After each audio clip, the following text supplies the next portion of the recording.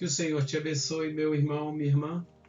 Uma alegria ter você aqui mais uma vez, para nós juntos louvarmos ao Senhor, adorarmos o Senhor. Hoje eu vou ler um texto, um versículo apenas. Nós vamos começar a nossa reflexão com ele e vamos aprofundar com a graça de Deus, com a bondade de Deus.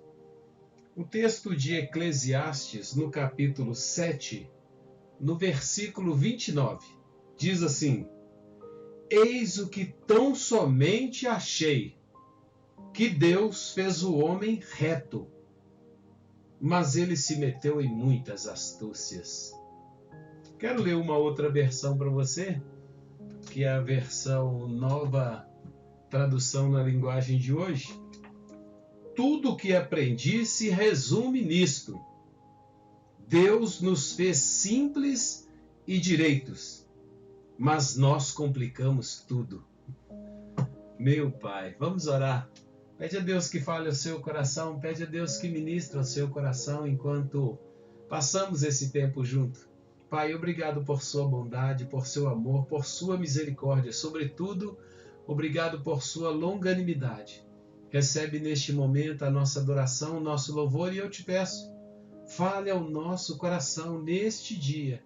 É a nossa oração. Por teu Filho Jesus, nosso Senhor e Salvador, oramos, por ele também te agradecemos. Amém.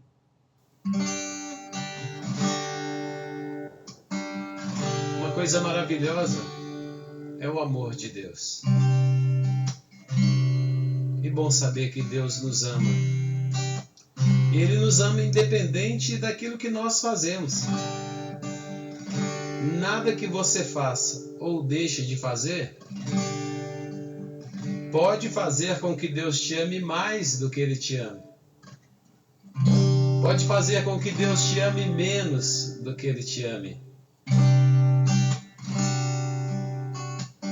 Mesmo sendo assim, pobre pecador, Deus me ama.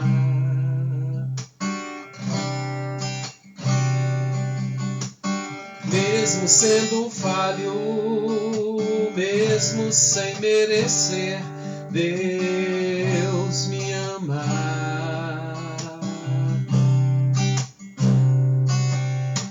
Se estou forte, se eu estou de pé, Deus me ama.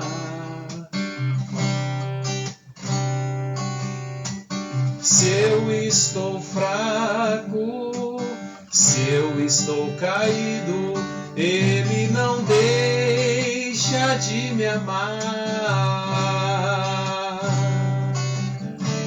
Sem o seu amor, sem o seu perdão, o que seria de mim? Deus me amou tanto que entregou seu Filho para morrer em meu lugar.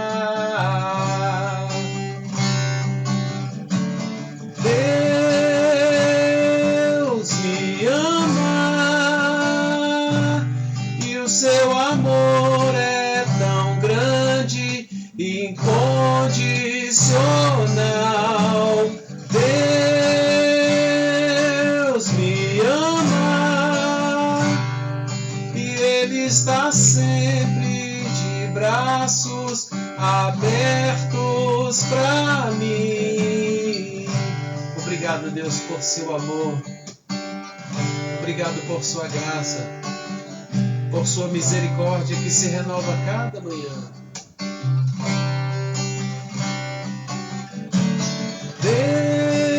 Deus me ama e o seu amor é tão grande e incondicional. Deus me ama e Ele está sempre de braços abertos para mim. Que bom bom saber que nós somos amados de Deus. Louvado seja Deus. A Bíblia nos faz saber que Salomão, o autor desse livro que nós lemos, o livro de Eclesiastes, é o homem mais sábio que já existiu. Ele recebeu a sabedoria como um dom de Deus. A Bíblia conta que ele sonhou com Deus, teve uma visão de Deus no seu sonho e Deus falou com ele: me pede o que você quer. Imagina uma coisa dessa? Me peça o que você quiser. Deus abriu um leque assim e falou com ele: me pede o que você quiser. Ele falou com Deus: me dê sabedoria para governar esse povo. E Deus se agradou muito daquilo. E Deus deu a ele muita sabedoria e disse para ele: ninguém terá sabedoria como você. Quando você lê os livros dele, você depara com essa situação, né? Que Salomão pensa, raciocina, investiga. E aqui é uma conclusão, né? É como se ele dissesse assim: pois é. Salomão fosse mineiro, ele poderia dizer assim: pois é, só. Olha aí. Depois de olhar tudo que eu olhei, se Salomão fosse mineiro, ele falaria assim: pois é, só. Depois de espiar tudo que eu espiei, eu cheguei a uma conclusão. Alguém poderia ficar ouvindo e ele diria: Deus fez o homem reto, mas ele se meteu em muitas astúcias. Deus nos fez retos, Deus nos fez inteiros, Deus nos fez íntegros, Deus nos fez sua imagem e semelhança. Em nós não havia falta, em nós não havia excesso. Nós éramos exatamente aquilo que Deus queria que nós fôssemos. Essa semana eu estava conversando com uma pessoa, uma irmã, e ela me acompanhou ali até no carro para eu dar para ela uns livros, né, para ela levar lá para mim, para um amigo. E nós paramos para conversar e nós estávamos conversando sobre a vida. Como é difícil, como a vida é cheia de desafios. E nós falávamos sobre o dano, o impacto que o vício, né, que as drogas causam nas pessoas. E falávamos outras coisas. E ela me falou assim: tem hora que eu fico pensando assim, pastor Cícero, por que Deus deu livre-arbítrio para o homem? Deus não podia ter dado livre-arbítrio para a gente. Olha o que ela me disse. Deus não podia ter nos dado livre-arbítrio. Eu disse para ela assim: minha irmã, Deus quer ser amado. No nosso encontro com Deus e no relacionamento com Deus, que é amor, o que Deus espera é ser amado. O amor não se obriga. Imagine Deus fizesse autômatos, pessoas sem vontade, que o amassem sem nem entender o que é isso. Nós entendemos o que é o amor, porque nós amamos Deus, porque Deus nos amou primeiro. Então Deus fez o homem perfeito e Deus fez o homem livre. Isso é uma coisa maravilhosa. Deus fez o homem completo, como disse aqui Salomão. Deus fez o homem reto, Deus fez o homem íntegro, Deus fez o homem inteiro. Mas o homem decidiu desobedecer a Deus. E a partir do momento que nós desobedecemos Deus, tudo mudou. Você sabia que Agostinho, quando ele fala desse estado de inocência do homem, ele disse assim, que Deus criou o homem com duas condições. O homem foi criado com a condição posso pecar, significa que o homem era livre para pecar se ele quisesse, e ele quis e ele pecou. Mas o homem também era livre para não pecar. Então essas duas condições, que são características da liberdade, estavam no homem em seu estado perfeito, o homem reto, o homem íntegro. Ele tinha a condição posso pecar e tinha a condição posso não pecar. O homem escolheu pecar. Eu considero este o maior desastre da história da humanidade, afetou toda a humanidade. Na verdade, o pecado afetou toda a estrutura da criação. E quando o homem, diz Agostinho, pecou, a condição dele mudou. Ele que tinha a condição, posso pecar, posso não pecar, se tornou não posso não pecar.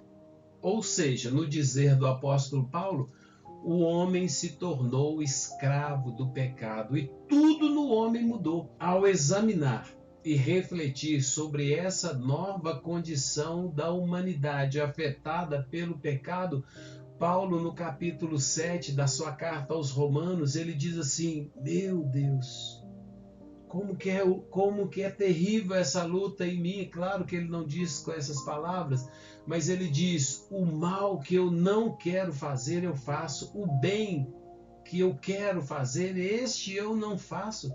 Miserável homem que sou, quem me livrará do corpo dessa morte? Paulo está dizendo, após examinar a si mesmo, a sua luta contra os apetites, contra as cobiças da carne, contra as concupiscências, numa linguagem bíblica. Ele diz: sozinho eu não consigo, e ele se lamenta e diz: miserável homem que sou, quem me livrará do corpo dessa morte? E ele diz: graças a Deus por Jesus Cristo. Ao escrever aos Gálatas, Paulo examina as duas possibilidades para a nossa vida. Ou eu vou viver dirigido, governado pela carne, para atender às cobiças da minha carne, ou eu vou andar no Espírito, ser dirigido pelo Espírito de Deus. E assim, Paulo, escrevendo aos Gálatas, no capítulo 5, no versículo 16, ele diz: digo, porém, andai no Espírito, e jamais satisfareis a concupiscência da carne. E, ao examinar essa luta entre a carne e entre o Espírito, Paulo diz: olha, eu digo para vocês, andem no Espírito. Quando você examina o texto aqui, Paulo fala desse conflito, né? E Paulo diz assim, no versículo 17, Gálatas 5,17, porque a carne milita contra o Espírito e o Espírito contra a carne, porque são opostos entre si. Quando você examina o texto, o Espírito aqui é o Espírito Santo. Significa que a nossa carne, o que é a carne? Biblicamente falando, o que é a carne?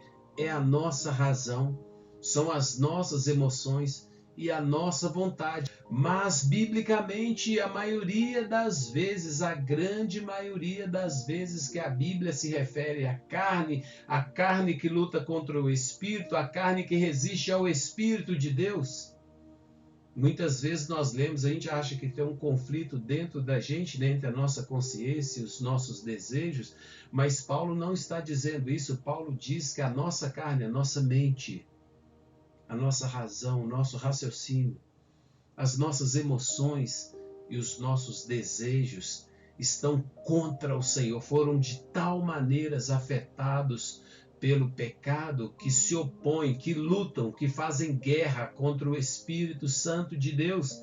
E assim é surpreendente pensar, por exemplo, que nós paramos tudo durante 4, 5, 6 dias para dizer assim: eu vou atender todos os apetites da carne, eu vou beber, eu vou me prostituir, eu vou me drogar, eu vou aproveitar. O apóstolo Paulo, ele diz assim que as inclinações da carne, né? Então as cobiças da carne, os apetites da carne, se inclinam para a morte. O espírito se inclina para a vida, mas a carne se inclina para a morte. E há uma guerra entre a carne e o espírito, e não é possível você agradar a Deus se você agradar a sua carne. E a partir do momento que você fala assim, que você para tudo e fala assim: agora é a carne, agora é a festa da carne, agora é o carnaval. A partir do momento que você faz isso, você está declarando abertamente guerra contra Deus, contra o Espírito Santo de Deus. Se você para durante 4, 5 dias e se entrega, você está entrando em conflito direto contra o Espírito Santo de Deus. Qual é o propósito de Deus?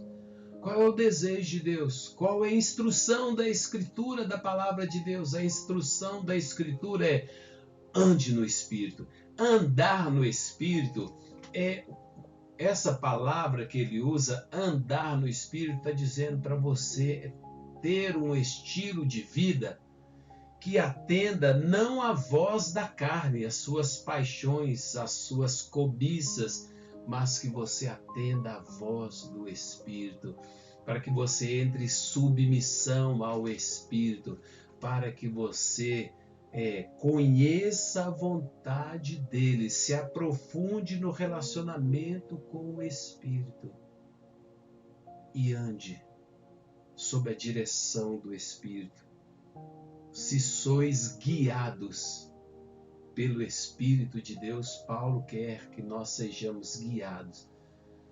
Na verdade, é o próprio Espírito Santo de Deus falando por intermédio de Paulo, que o Espírito Santo de Deus foi nos dado por Jesus, voltando lá no Evangelho de João, foi nos dado por Jesus para nos guiar, para nos orientar, para nos conduzir, para nos instruir, para que nós vivamos uma vida excelente, a vida que nos foi proposta por Deus. Meu irmão, minha irmã, qual é a proposta de Deus? É que nós andemos no Espírito, santifiquemos a nossa vida. Nós somos chamados a ter comunhão com Deus por meio do seu Espírito Santo, em nome de Jesus. Nos submetamos a Ele. Passemos a ouvir, discernir a voz do Espírito de Deus em nós, em nosso coração. Você sabe, tem muitas coisas que nós fazemos porque somos dirigidos pela carne, porque queremos atender os prazeres da carne. Nós muitas vezes traímos o nosso cônjuge porque nós queremos atender um apetite da carne. Muitas vezes nós bebemos, fumamos, traímos, fazemos tantas coisas erradas. Nós nos entregamos à corrupção, mentimos, fazemos tantas coisas erradas porque nós queremos simplesmente atender, somos descontrolados.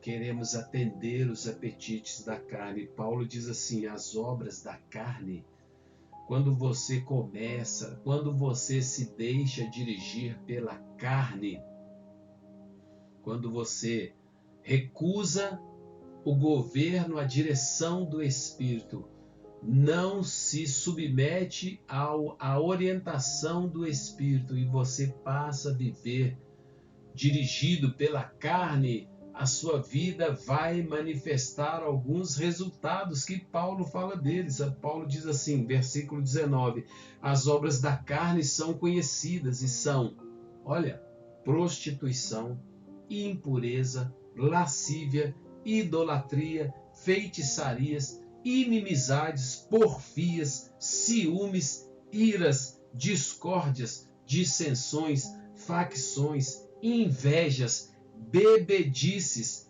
glutonarias e coisas semelhantes a essas. Paulo então vai deixando mais claro o que acontece com a nossa vida e com as pessoas que estão no nosso entorno quando nós nos deixamos dirigir pela carne, quando nós não temos domínio próprio. O apóstolo Paulo, assim, em vez de ser guiado pela carne, andem no Espírito, sejam guiados pelo Espírito, porque o fruto do Espírito é amor, alegria, paz, longanimidade, benignidade, bondade, fidelidade, mansidão, domínio próprio. É o desejo de Deus que cada um de nós andemos no Espírito. Como que eu vou vencer a carne? Voltando lá em Paulo, que ele fala assim, capítulo 7 de Romanos, o bem que eu quero fazer eu não faço, o mal que eu não quero fazer eu faço. Por quê? Porque ele está subjugado pela carne, e ele fala assim, miserável homem que sou, quem me livrará do corpo dessa morte? Ele diz no próximo versículo, graças a Deus por Jesus Cristo. Meu irmão, quando você atende os apetites da carne, você pode ter até um uma alegria, um prazer momentâneo. Você pode se alegrar com a bebida, você pode se alegrar quando cheira, você pode se alegrar quando fuma ali brevemente, né? A sua maconha, o seu crack. O crack é uma coisa terrível. Quando você enche a cara de cerveja, de uísque, você pode se alegrar, você pode arrumar muita confusão, você pode complicar a sua vida quando a carne está dirigindo a nossa vida, mas logo depois vem as consequências. Vem as consequências do pecado, da carnalidade, das escolhas, e normalmente elas são amargas. Sabendo tudo isso e porque nos ama, o Senhor nos instrui. Deus ama você. Então, Deus não quer que você viva em rebelião com Ele. Quando você diz assim, eu vou aproveitar carnaval, meu Deus, nos anos da pandemia não teve carnaval.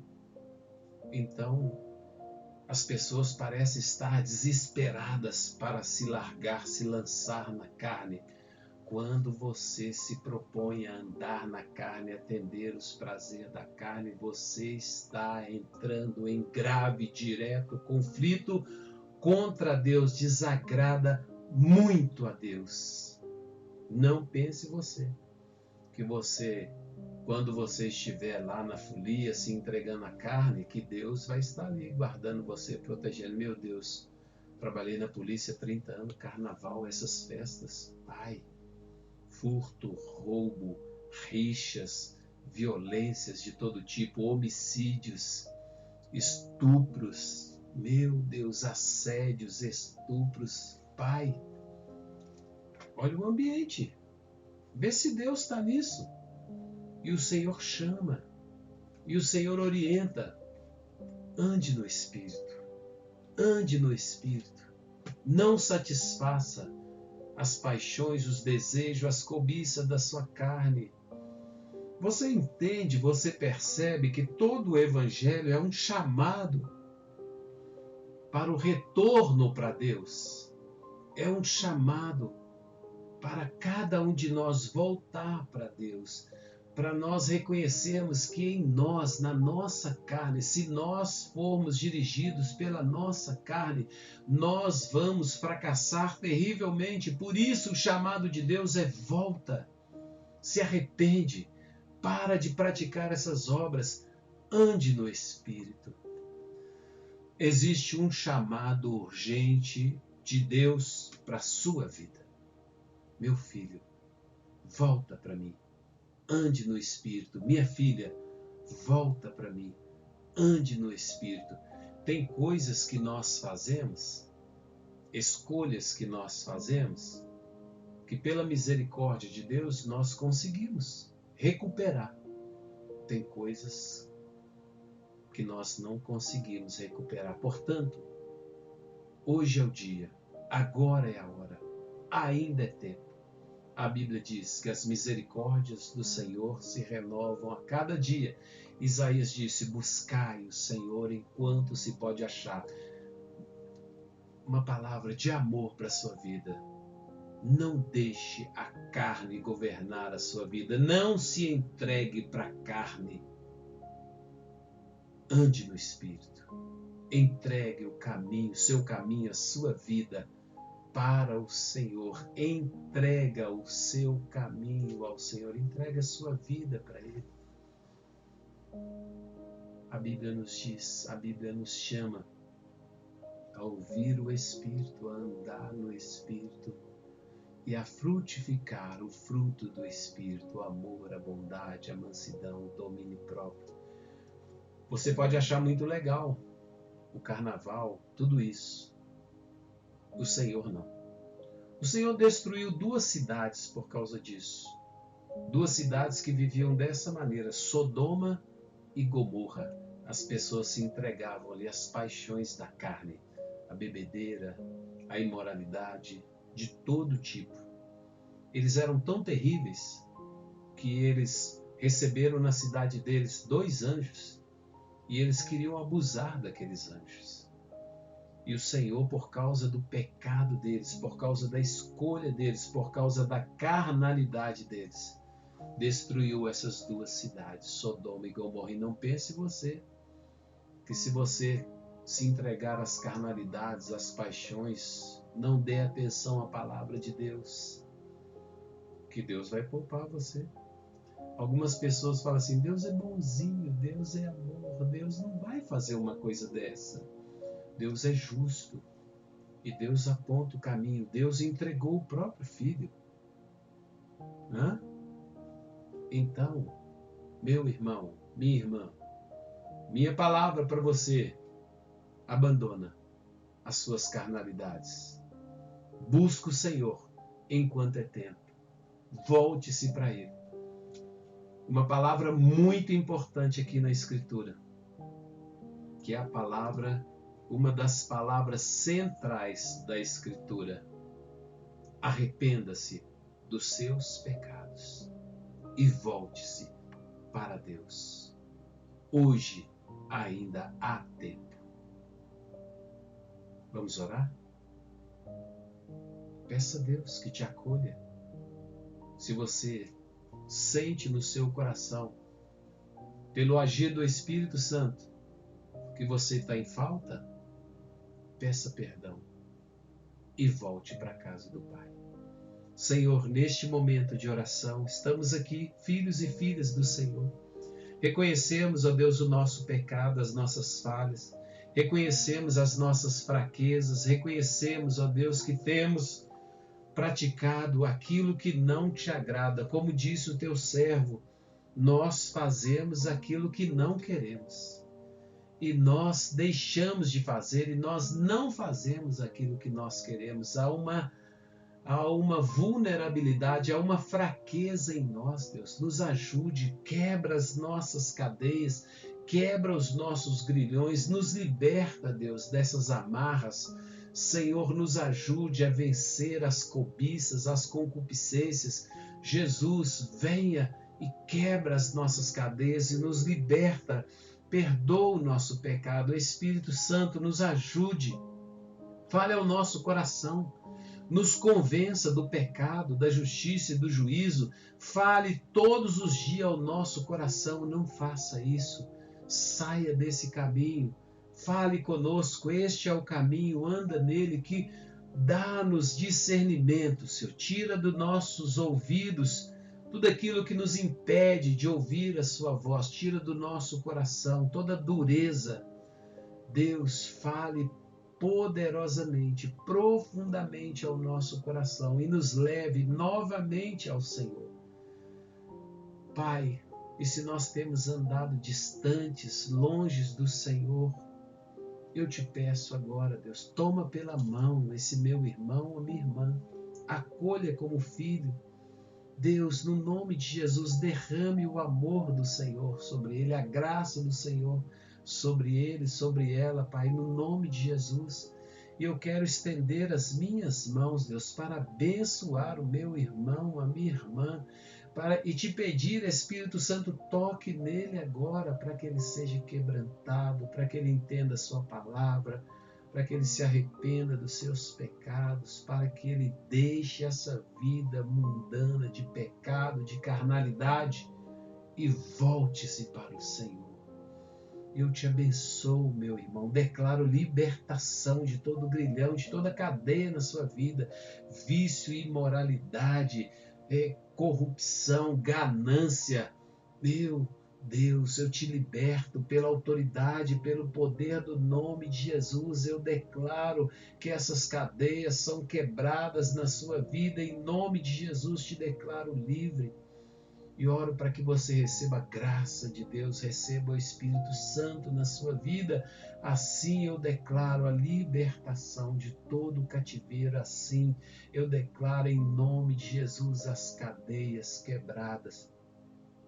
Te declaro livre para seguir, a sua mente livre, o seu coração livre, para ouvir a voz do Espírito e para voltar para o Pai.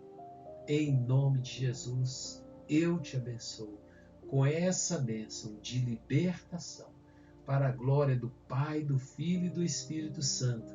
Que o Senhor te abençoe e te guarde. Que o Senhor faça resplandecer o seu rosto sobre ti e tenha misericórdia de ti. Que o Senhor sobre ti levante o seu rosto e te dê a paz. Olha aí. Olha que conselho maravilhoso. Gálatas, capítulo 5, versículo 16. Digo, porém, ande no Espírito, e jamais satisfaça as cobiças da carne. Existe uma maneira de jamais atender às cobiças da carne.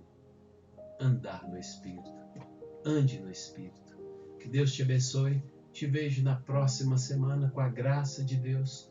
Que você tenha uma semana maravilhosa, uma semana abençoada. Que o Senhor tenha misericórdia da sua vida e da minha vida. Que o Senhor tenha misericórdia de nós.